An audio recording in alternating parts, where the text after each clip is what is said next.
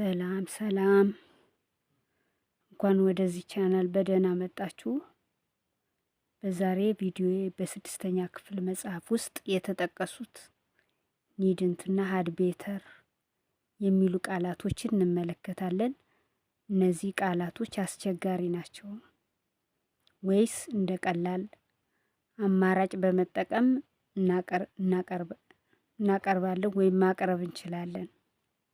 እንግዲህ ወደ ጉዳይ ስገባ በሀገራችን ካሪክለም ትምህርት ከቀላል ወደ ከባድ እያደገ እንደ እድሜ ደረጃቸው መሰረት ተደርጎ አእምሯቸውን በሚስማማ መልኩ እንዲተገበር ፔዳጎጂክ አስተምሮ በተግባር ያረጋግጣል። ታዲያ አሁን ላይ ከመጽሐፍ የቀረቡ ከቀላል ወደ ከባድ የሚሄዱ ናቸው ለማለት ትንሽ ያዳግታል።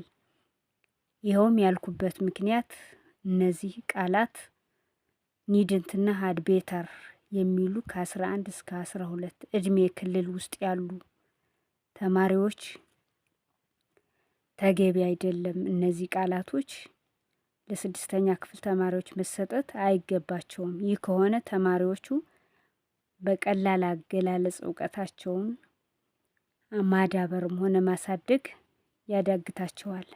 እነዚህ ቃላቶች ለሁለተኛ ደረጃ ተማሪዎች የሚሆኑ ቃላቶች ናቸው። ስለዚህ ለነዚህ ተማሪዎች ከእድሜያቸውና ከአእምሯቸው የሚስማማ ከእለት እለት ህይወታቸው ጋር የተቆራኘ መሆን አለበት። ይኸውም ኒድንት በሚለው ዶንት ሃፍቱ በሚል መተካት እና እንዲሁም ደግሞ ሃድ ቤተር በሚለው ሹድ በሚለው በመተካት ተማሪዎቹ በቀላሉ እንደ እድሜያቸው እንዲረዱት ማድረግ ይቻላል።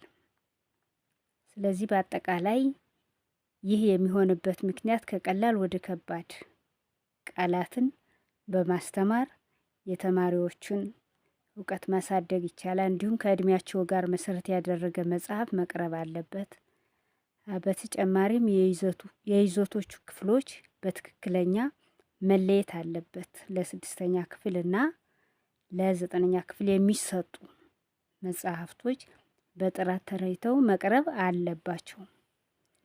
ስለዚህ እኔ ለዛሬ ያስኩላችሁ እነዚህ ነው። በእነዚህ ላይ አስተያየት ካላችሁ መጠቆም ትችላላችሁ። አመሰግናለሁ።